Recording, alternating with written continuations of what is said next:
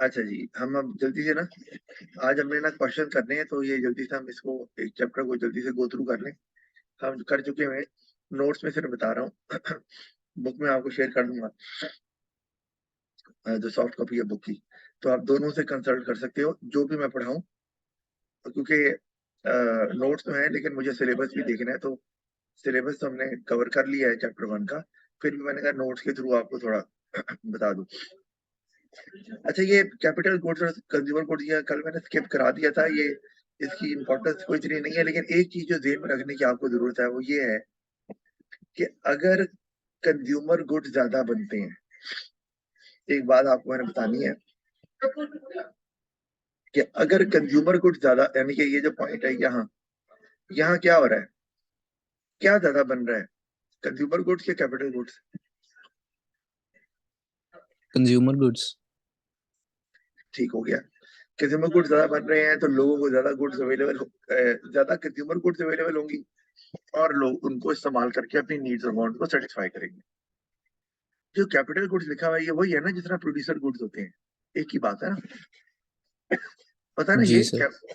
अच्छा, अब यहाँ पर मैं एक सवाल आपसे ये है कि ये जो पॉइंट है इसको हम लेट से बोल देते हैं पॉइंट जी।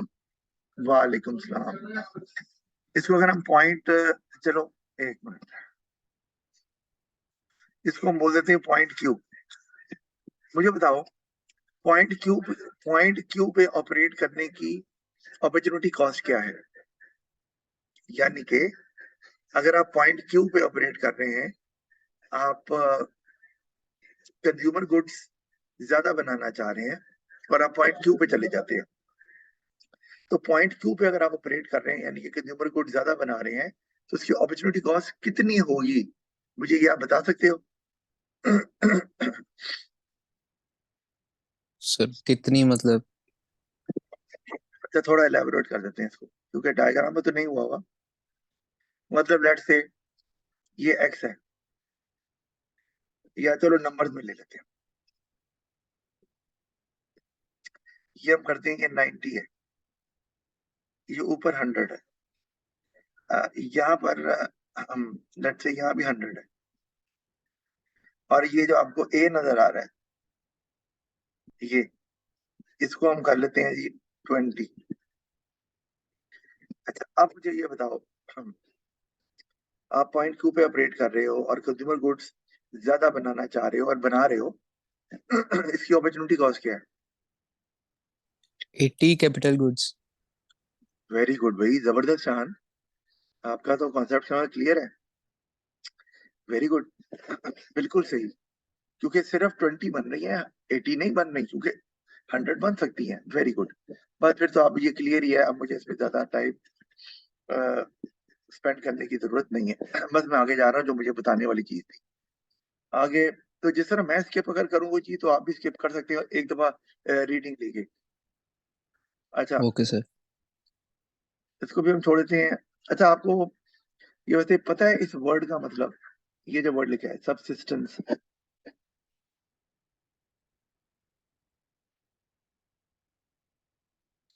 नहीं सर। शायद आपको पता है? नहीं सर। याद रखो, जब वर्ड सबसिस्टेंस का आता है ना, इसका मतलब है कि आप अपने सारे रिसोर्सेज जिन चीजों की प्रोडक्शन के लिए इस्तेमाल सर कर रहे हैं। आवाज कट रही है। अच्छा, अब सही आ रही है कि अभी भी कट रही है? अब सही आ रही। अच्छा, मैं कह रहा हूँ जब ये वर्ड आता है ना सबसिस्टेंस, तो इसका मतलब ये होता है कि आप जितने भी रिसोर्सेज इस्तेमाल कर रहे हैं गुड्स एंड सर्विसेज प्रोड्यूस करने के लिए, वो सारे के सारे जो मुल्क में रहने वाले लोग हैं उन्हीं की नीड और वांट पूरा करने में लग जाते हैं। आपके पास कुछ भी ऐसा नहीं बचता कि जिसको आप सेल कर सकें कहीं और। समझ आ रही है? जी जैसे एक सर। वर्ड है, मैं बोलता हूँ सबसिस्टेंस फार्मिंग। इसका मतलब क्या है?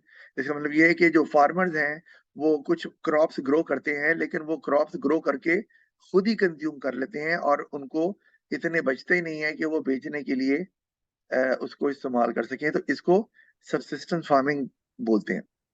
जी सर, ये थोड़ा याद आ गया, ज्योग्राफी में था मेरे ख्याल अच्छा से। हाँ, बिल्कुल था।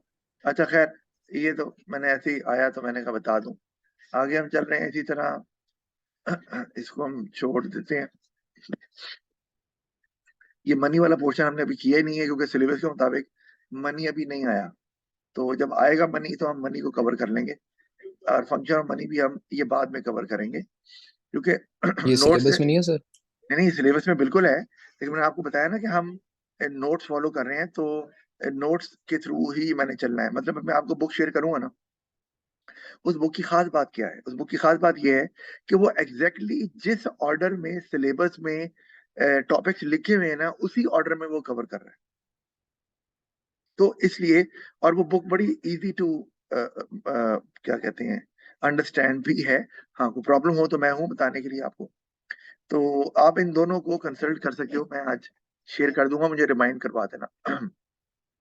तो ये अब चूंकि आप देखो, हमने पहला जो चैप्टर पढ़ा है सिलेबस में सीआई के, अभी मनी मेंशन नहीं किया हुआ, पता है ना आपको। हमने सारे टॉपिक देखे हैं।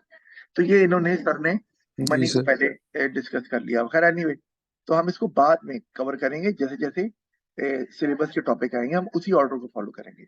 और एमसीक्यूज भी उसी ऑर्डर से दिए जाते हैं जिस तरह टॉपिक आते हैं। ये हमने छोड़ दिया। अब ये special edition division of labour, ये हमने पढ़ा हुआ है, मैं इसके बारे में बात नहीं कर रहा।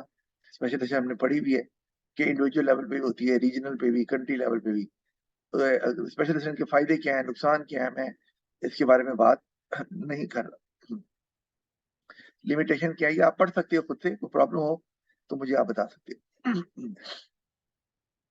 ये कंडीशन फॉर ह्यूमन लेबर, ये पढ़ो ना पढ़ो एक ही बात है, कोई खास है सब प्रॉब्लम नहीं है, फिर भी रीडिंग करना अच्छी बात है एक दफा। इकोनॉमिक सिस्टम भी हम पढ़ चुके हुए हैं, market economic system, plan economic system. तो इसको भी मैं कवर नहीं कर रहा, क्योंकि हम इस पे बात आप मैंने आपको बताया था, आपने कहा सर इसमें प्रॉब्लम नहीं है, तो मैंने कहा ठीक है। तो मिक्स इकोनॉमी को भी मैं छोड़ रहा हूँ इसी तरह से। ये आगे जो सर बता रहे हैं, ये पब्लिक और प्राइवेट सेक्टर के फायदे नुकसान, ये भी आप देख सकते हैं, आसान है बहुत, ये भी उसी में ही है ना, प्लान और मार्केट में। अच्छा, कौन सा बेस्ट है? तो अच्छा, ये एक सवाल है वैसे, अगर पेपर में आता है कि कौन सा इकोनॉमिक सिस्टम बेस्ट है, तो मैंने आपको बताया बाबा जी, ये कौन सा बेस्ट है, इकोनॉमिक सिस्टम कौन सा बेस्ट है, प्लान्ड, मार्केट या मिक्स्ड? Sir mix. जी मिक्स्ड है। अच्छा, 12, और आपको रीजन भी पता है इसका ना, मैंने किया हुआ डिस्कस वैसे ही। 12 यहाँ भी जी लिखा हुआ सर। है, आप देख सकते हैं। ये चीज है ट्रांजिशन इकोनॉमीज। वैसे अब ये ना सिलेबस में मेंशन नहीं किया हुआ, लेकिन चलो, इकोनॉमी है तो ये आता ही है। इसका मतलब है कि जब एक इकोनॉमी मूव करती है ना, एक टाइप ऑफ इकोनॉमिक सिस्टम से दूसरे टाइप ऑफ इकोनॉमिक सिस्टम में, मतलब एक प्लान इकोनॉमी मार्केट इकोनॉमी की तरफ जा रही है, या एक मार्केट इकोनॉमी मिक्स इकोनॉमी की तरफ जा रही है, तो उसमें जो चेंजेस आती हैं वो एड्रेस करना जरूरी है। ये मैं भी आपको कुछ एमसीक्यू भी दिखाता हूँ, तो आपको और क्लैरिटी मिलेगी। तो जो ट्रांजिशन इकोनॉमीज है, ये पढ़ा जा सकता है इसको। जैसे मैं आपको एग्जांपल देता हूँ कि अगर आप प्लान से मार्केट इकोनॉमी की तरफ जा रहे हैं तो चॉइस बढ़ेगी कम होगी। अगर आप प्लान इकोनॉमी से मार्केट इकोनॉमी की तरफ जा रहे हैं, चॉइस बढ़ेगी कम होगी? बढ़ेगी सर। बढ़ेगी। और क्या तमाम लोगों की नीड्स और वांट सेटिस्फाई होंगी? नहीं। नहीं होंगी। पब्लिक गुड्स बनेंगी? हम्म, नहीं सर। अच्छा, और जो जो अफोर्ड करते हैं, वो है परचेजिंग पावर, उनको उनकी मर्जी की चीज मिलेगी to best satisfy their needs and wants. जी। हाँ, ऐसा आपको समझ आया? तो ये ट्रांजिशन अगर हो रही है तो हमें पता चल रहा है कि मार्केट की तरफ जा रहे हैं, तो क्या चेंजेस आएंगी साथ साथ। अच्छा, बहरहाल ठीक है। तो ये आपको समझ आया इसकी, बस मैंने ये जो आगे reform that were needed to move towards free market, पढ़ना है पढ़ने, कोई इतना इंपॉर्टेंट है नहीं है, लेकिन चलो रीडिंग करने में तो कोई बुरी बात नहीं है। क्योंकि ये उतना है नहीं इम्पोर्टेंट। आगे प्राइस सिस्टम आ गया, ये अगला चैप्टर, इसको हम छोड़ रहे हैं क्योंकि अब हमने प्राइस सिस्टम शुरू करना है, लेकिन हम शुरू नहीं करेंगे, अब हमारा असल काम शुरू होता है, और वो है क्वेश्चंस। तो मैं ना आपको क्वेश्चन दूंगा भी करने के लिए, और अभी कुछ हम एमसीक्यू जरा करते हैं आपके साथ। जरा मुझे आइडिया हो जाए कि आप अच्छे से कर रहे हो, तो फिर आपको मैं असाइनमेंट भेज दूंगा।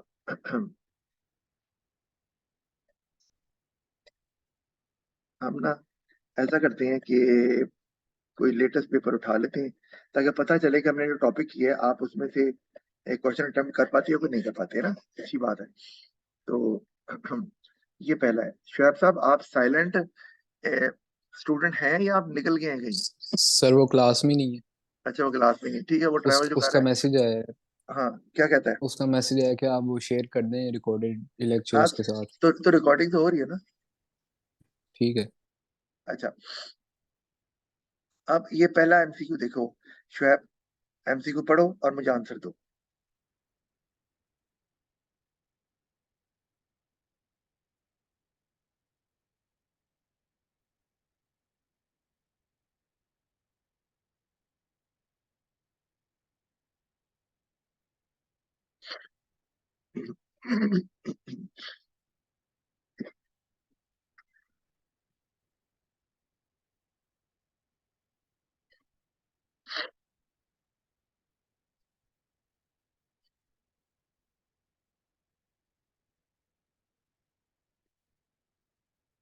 क्वेश्चन समझ आ रहा है?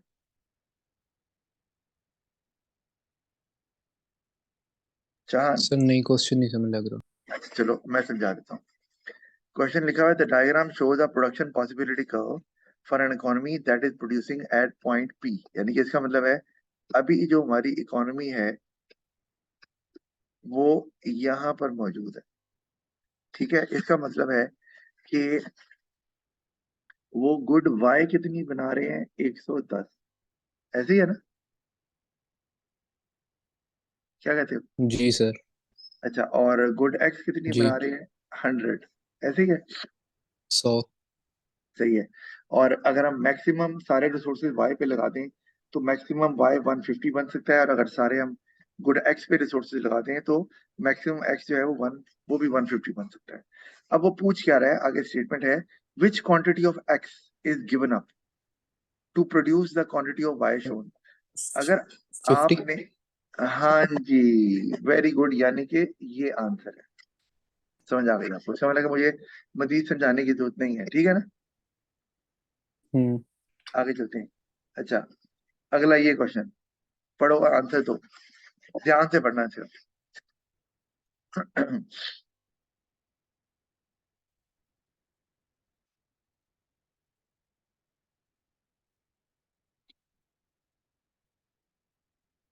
सर नॉर्मेटिव वो थी ना जो अपने ओपिनियंस पे बेस करती थी। जी बिल्कुल वही है। और मैंने बताया था आपको उसको किसी वर्ड से पकड़ना है, पूरी स्टेटमेंट से समटाइम्स इजाफा अंदाजा नहीं होता।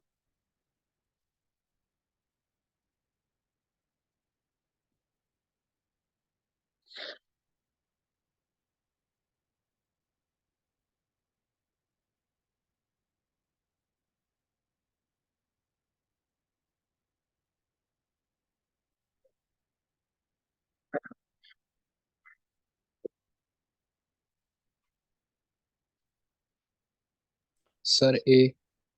ए, अच्छा, to be eligible individuals must be above the age of 60 and live below the poverty line।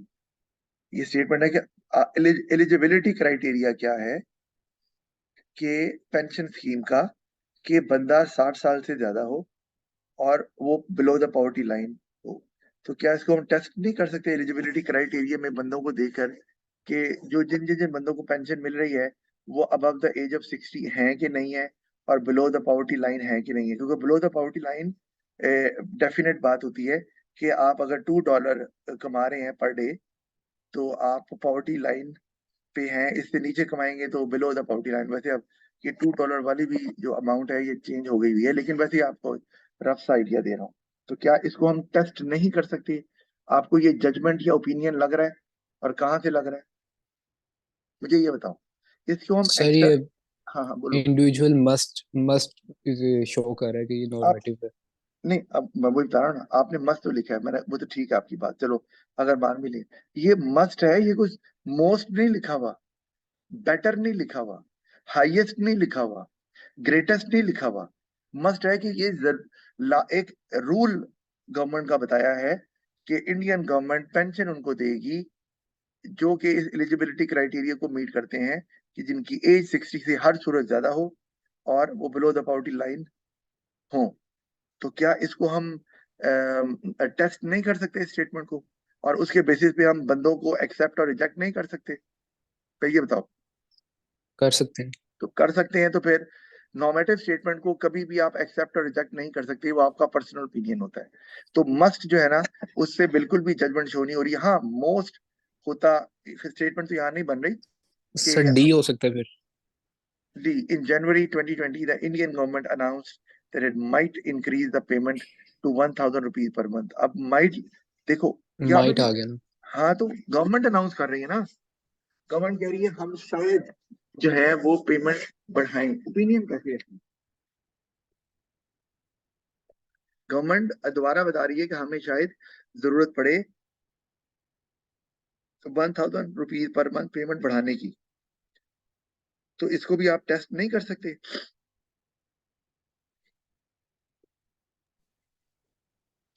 बताओ, इसमें क्या प्रॉब्लम है कि गवर्नमेंट देखेगी कर वन? सकते हैं। कर सकते हैं इसको भी। ये भी आपने माइट की बात, तो गवर्नमेंट ने अपनी देखो, दोनों स्टेटमेंट में ये प्रॉब्लम आपको कह रही है, दोनों स्टेटमेंट गवर्नमेंट ने दी हुई है और गवर्नमेंट अपनी एक बात बता रही है कि जी हम ऐसा कर सकते हैं। ठीक है, यहाँ पे कोई ये तो नहीं लिखा हुआ। अगर यहाँ लिखा होता कि it might increase the payment to 1,000 rupees per month because poor people deserve those additional 1,000 rupees per month, ये ओपिनियन आ गया। या poor people should get additional 1,000 rupees per month to increase their living standard. Should opinion समझ आ रही? जी sir. इसीलिए कह रहा हूँ इतना आसान नहीं होता, ये एमसीक्यू करने से ही आता है बार बार, इसीलिए दिखा रहा हूँ। इसका आंसर जो है ना, वो बनता है सी। और जल्दी से बता दो कौन सा ऐसा वर्ड है जिसे पता चल रहा है?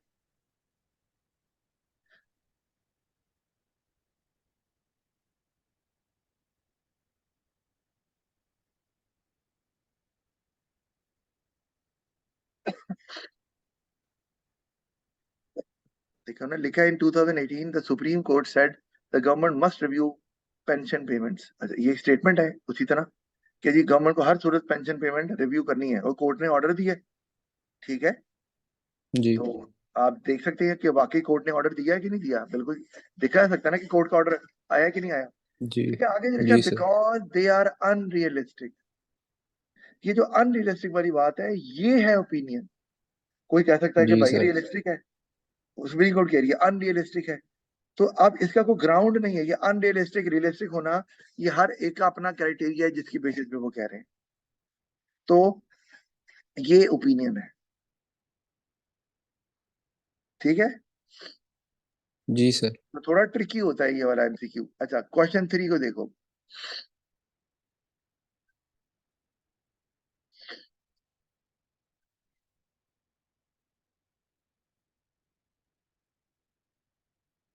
बहुत आसान है।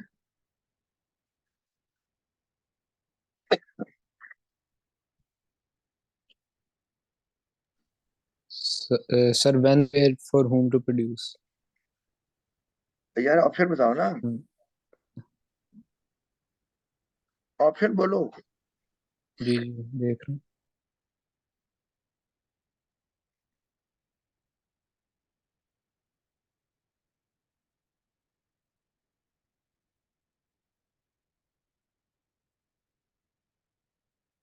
बी।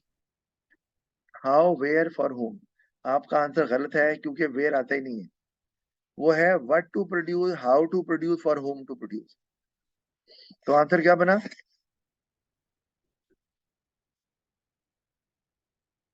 बता दो यार।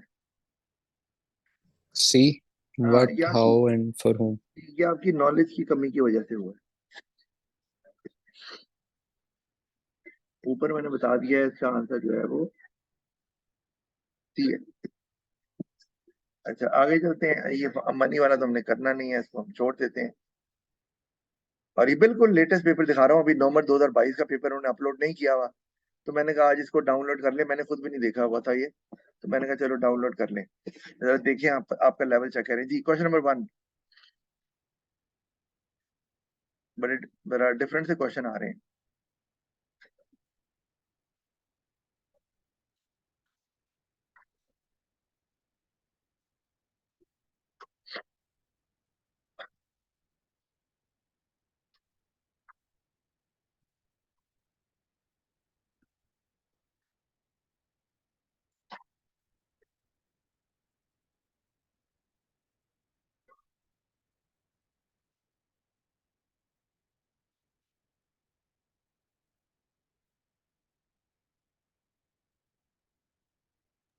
D sir.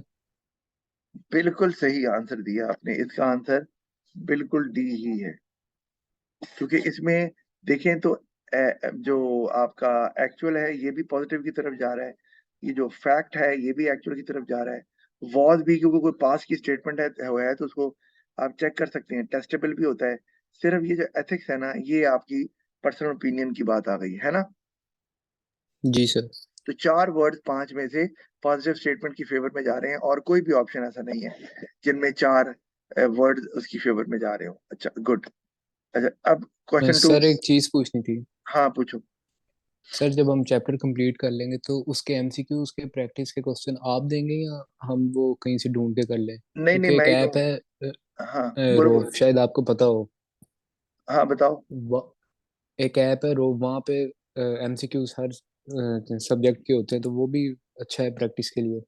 अच्छा, वैसे मैंने देखी नहीं है, मैं भी देख लूंगा, तो बिल्कुल अच्छी बात है। लेकिन मैं आपको एमसीक्यूज और क्वेश्चन दिया करूंगा, आप वो भी चेक करते रहा करो, कोई बात नहीं।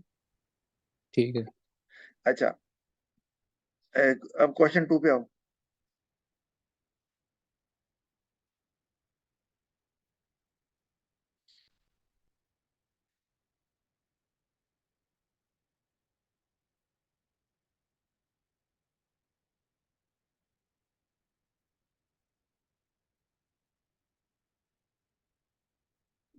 B. All goods and services are produced by state owned firms. Main question तो बिल्कुल यही बनती है, तो आपका आंसर जो है वो बिल्कुल सही है।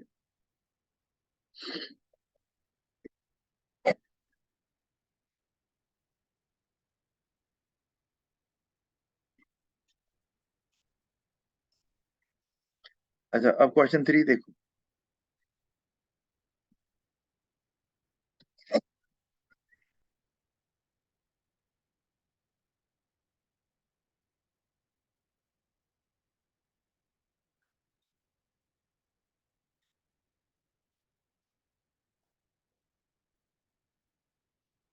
ये सर समझ नहीं लग रहा। समझ नहीं लग रहा? नहीं। अच्छा, मुझे अब आपने एक बात बतानी है। आपने पहले कल भी बताया था, ये जो वाई है ये क्या शो करता है? Unachievable point. बिल्कुल सही है।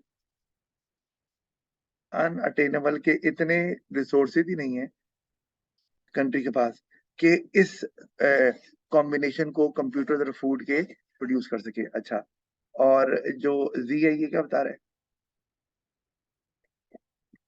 अनएम्प्लॉयमेंट। बिल्कुल सही। ये अटेनेबल तो है लेकिन इसमें रिसोर्सेज फुली यूटिलाइज नहीं हो रही है, तो अनएम्प्लॉयमेंट हो रही है रिसोर्सेज, बिल्कुल सही है। अच्छा, और अगर मैं बात करूं डब्ल्यू की, अ, और डब्ल्यू चलो बता दो।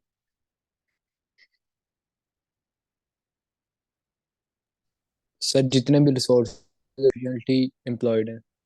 बिल्कुल सही, यानी कि इसको हम बोल सकते हैं फुल एम्प्लॉयमेंट लेवल। जी। Full employment level. अच्छा, और ये जो एक्स है ये? ये भी सर पीपीसी के ऊपर है, तो फिर भी शो कर। जी बिल्कुल, ये भी वही है, बिल्कुल कि पीपीसी के ऊपर है। सिर्फ कॉम्बिनेशन चेंज हुआ है।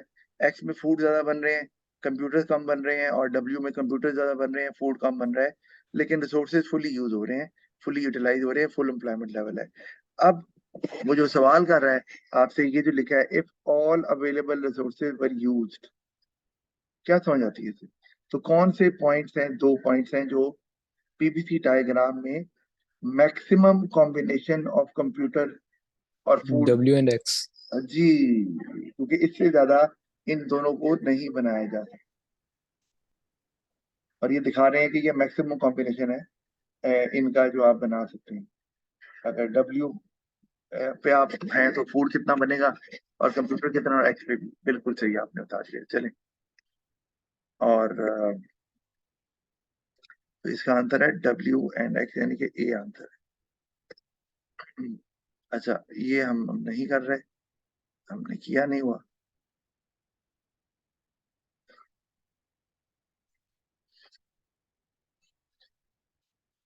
जी, क्वेश्चन नंबर 1 नहीं है।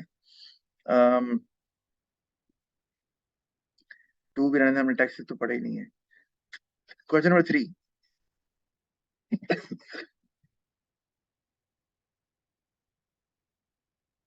बहुत आसान है।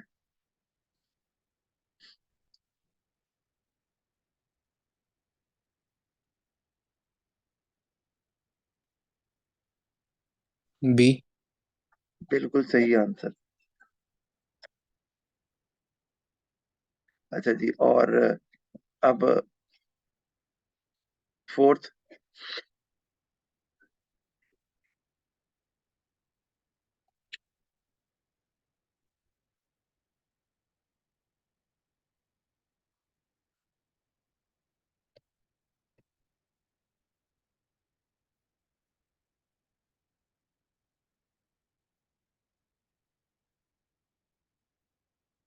ए।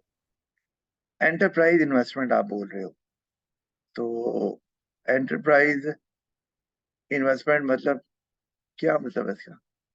एंटरप्राइज इन्वेस्टमेंट क्या होती है बताओ, नाम लो।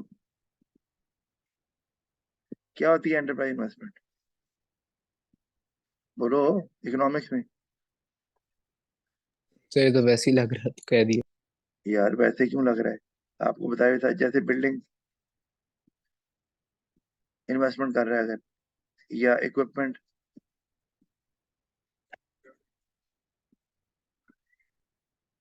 यही होती है। और क्या इन्वेस्टमेंट होती है?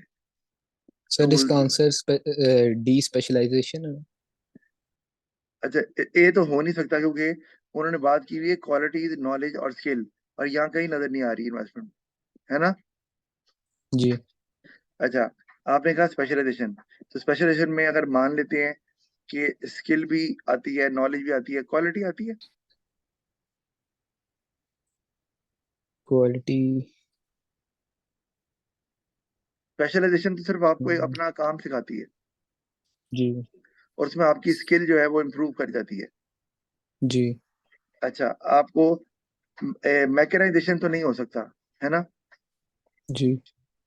अच्छा, एक बात पक्की है। अच्छा, ये इसका आंसर ना बी है, ह्यूमन कैपिटल। मैंने बताया भी था आपको, ह्यूमन कैपिटल जो है वो हम लेबर की वो खसूसियत, ये जो लिखी हुई है, ये इंसान की खसूसियत है। क्वालिटीज, नॉलेज एंड स्किल्स, ये ह्यूमन कैपिटल में आता है। हमने इस पे बात भी की थी जब मैं आपको फर्क बता रहा था फिजिकल कैपिटल में और ह्यूमन कैपिटल में। और मैंने कहा था साथ में मैंने फाइनेंशियल कैपिटल भी पूछा था, आप शायद भूल गए हो, निकाल के देख लेना आप, तो आप मैंने स्लाइड शेयर की। ठीक है। जी सर। अगर यहाँ लिखा था कि एंटरप्राइज एबिलिटी टू, क्या कहते हैं, come up with innovative ideas to run the business, तो हम कह सकते थे कि ये आ सकता है इसमें। लेबर है ना, वो एंटरप्रेन्योर भी हो सकता है, वो कोई वर्कर भी हो सकता है। आपके पास बेहतरीन आईटी के एक्सपर्ट्स हैं, और वो आपको बताते हैं कि किस तरह से आपने आईटी सिस्टम को यूज करके अपनी प्रोडक्टिविटी बढ़ानी है, तो ये ह्यूमन कैपिटल में आ रहा है। स्पेशलाइजेशन तो डिवीजन ऑफ लेबर में आ गया कि एक वर्कर को एक ही काम करवा करवा के आप उसको एक्सपर्ट बना देते हैं। समझ आ गई? जी सर आगे।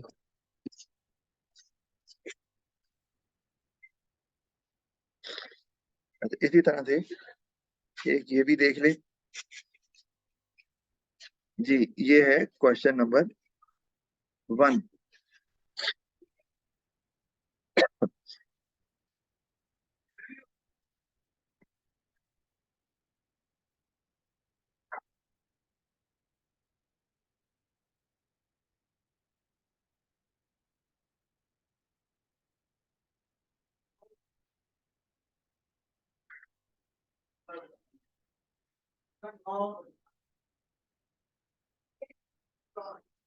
अच्छा एक बात, अगर आपको आंसर ना आ रहा हो कोई डेफिनेट, तो तरीका ये होता है कि अगर आपको पता है कि 3 नहीं है तो अंडरस्टूड है कि फिर, और चौथे का पता नहीं चल रहा तो वही है।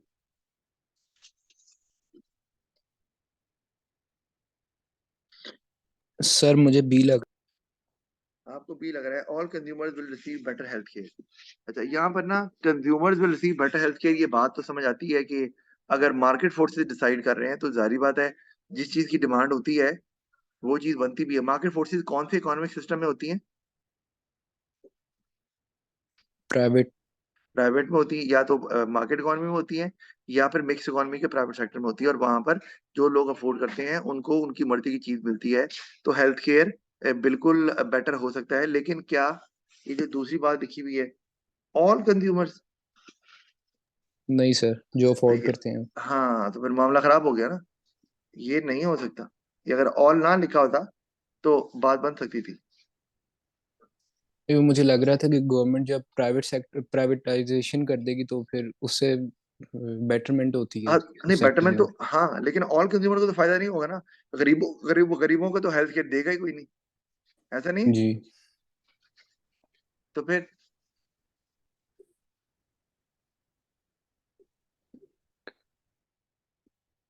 यार ये बड़ा आसान था, ये मार्केट फोर्सेस जो लिखा है, ठीक है, कि मार्केट फोर्सेस डिसाइड करेंगे कि कितनी हेल्थ केयर सर्विसेज देनी है।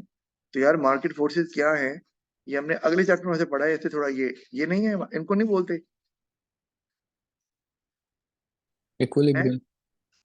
इक्विलिब्रियम मतलब ये कि मार्केट जहां डिमांड सप्लाई बराबर है उतनी चीजें बनेंगी, और प्राइस मार्केट के हिसाब से सेट हो जाएगी, और रिसोर्स एलोकेशन भी उतनी ही होगी। तो अगर मार्केट फोर्सेस डिसाइड कर रही है तो of course health care market equilibrium में आ जाएगी, यानी कि ना तो कोई सरप्लस होगा ना ही कोई शॉर्टेज होगी। जितनी चीजें डिमांड हो रही हैं उतनी प्रोड्यूस भी होंगी, ना ज्यादा होंगी ना कम होंगी। ज्यादा क्यों करेंगे, ज्यादा करने से तो सप्लाई प्राइस कम हो जाएगी, तो प्रोड्यूसर खुद ही नहीं बनाएंगे। और अगर आप कम बनाएंगे तो प्राइस ज्यादा होनी शुरू हो जाएगी, तो प्रोड्यूसर ज्यादा कर लेंगे। दोनों सूरतों में आपने वापस इक्विलिब्रियम पे ही जाना है। तो रिसोर्स की एलोकेशन ऐसे होगी कि हेल्थ केयर की मार्केट इक्विलिब्रियम में आ जाएगी। समझ आ रही जी सर। है? अच्छा इसी तरह दूसरा एमसीक्यू।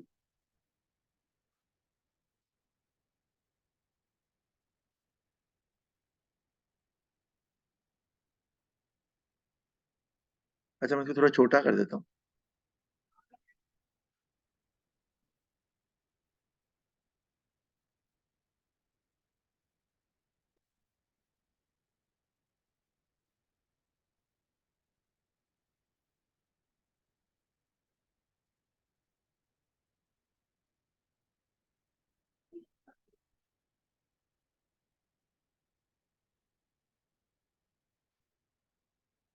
सर ये एक दफा समझा दें।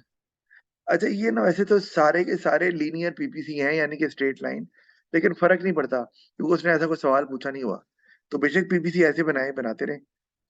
वो ये कह रहा है कि एक फार्मर जो है वो उसके पास एक फिक्स्ड लैंड है का एरिया है जिसमें वो दो क्रॉप्स उगाता है, वीट और बार्ले, ये जौ और गंदम ये बोलते हैं ना इसको। जी। तो जी।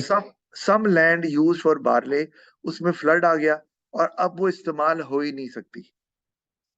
तो मुझे ये बताओ कि बार्ले की जो प्रोडक्शन का पोटेंशियल है उसको क्या होगा? क्वांटिटी कम होगी। क्योंकि बार्ले के लिए जो रिसोर्सेज इस्तेमाल होते थे लैंड के, वो अब नहीं हो सकते, वो डिस्ट्रॉय हो गए। ऐसे ही है ना? जी। तो बार्ले की प्रोडक्शन का पोटेंशियल नीचे जाना है ना? जी। आगे the farmer then starts to plant genetically modified wheat that produces wheat more efficiently on the land that is not flooded, यानी कि वो लैंड जिसपे फ्लड नहीं आया था अब वो ज्यादा एफिशिएंसी से उस पे वीट उगा सकते हैं, यानी कि एफिशिएंसी का मतलब है ज्यादा उगा सकते हैं। लैंड वही है, लेकिन अब वो चूंकि टेक्निक इस्तेमाल की है जीएम वाली, तो वो अब ज्यादा एफिशिएंसी से का मतलब ये है कि ज्यादा उगा सकते हैं, ज्यादा बेटर यूज कर सकते हैं लैंड का। तो वीट के पोटेंशियल को क्या हो रहा है?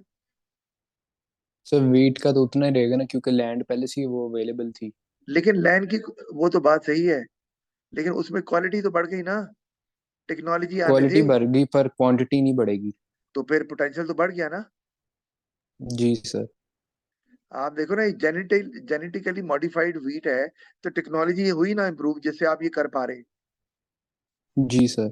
तो फिर तो पोटेंशियल बढ़ गया। अच्छा, तो अब क्या हुआ है कि बार्ले का पोटेंशियल कम हुआ है और वीट का पोटेंशियल ज्यादा हुआ है, ऐसे ही हुआ है ना?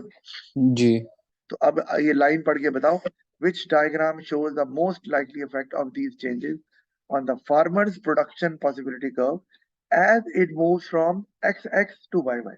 यानी कि पुराना पीपीसी XX होगा, नए वाला YY होगा, तो कौन सी डायग्राम इसमें सूट कर रही है?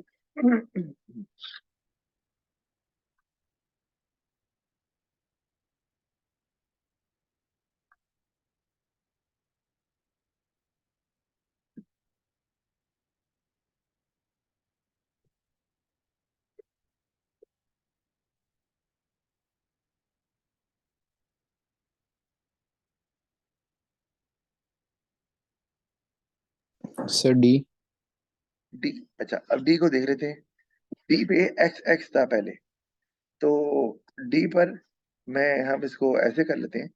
मैं कोई आपको नंबर दे देता हूँ ताकि आपको क्लैरिटी आ जाए कि जो एक्स एक्स पीपीसी है उस पे आप वीट फर्ज किया 100 प्रोड्यूस कर रहे थे, और बार्ले भी 100 था फॉर एग्जाम्पल, मेरा सॉरी, कर सकते थे, ठीक है, वो भी 100। अब जब वाई पे चले गए तो बार्ले का पोटेंशियल बढ़ गया, वो लेट से चला गया 150, और जो वीट का, सॉरी, वीट का पोटेंशियल बढ़ गया 150 भी चला गया, और बार्ले का पोटेंशियल क्या हुआ बार्ले के पोटेंशियल को? सर बार्ले का कम होगा ना पोटेंशियल।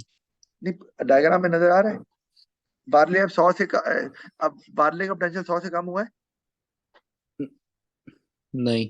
नहीं, तो फिर डायग्राम गलत है ना भाई, उसमें वाई का बढ़ रहा है, बिल्कुल सही है, यहाँ पर आप ठीक कह रहे हो, लेकिन इस एंड पे गलत है। सी है फिर, क्योंकि जी, सी इज द राइट आंसर, क्योंकि उसमें वाई का पोटेंशियल बढ़ रहा है, सॉरी, वीट का और बार्ले का कम।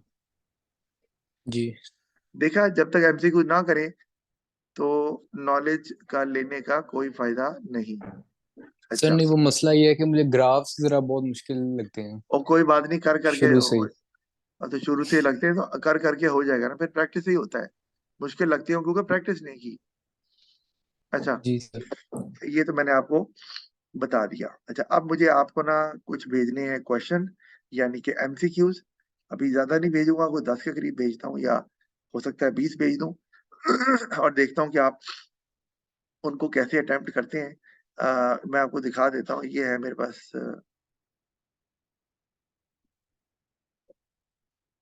सर ये कब तक करके भेजने हैं?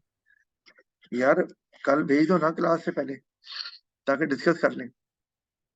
ठीक है सर। अच्छा, ये ना एमसीक्यूज हैं, ये आप करोगे, मैं भेज दूंगा आपको। और ये हैं क्वेश्चंस जो मैं डिस्कस करना चाह रहा हूँ, लेकिन क्योंकि मुझे ये इसमें कॉन्टिन्यूस इंटरेक्शन चाहिए आप दोनों की, मतलब ये पढ़ाना नहीं ना, समझाना है, और उसमें आपसे पूछना है कि ये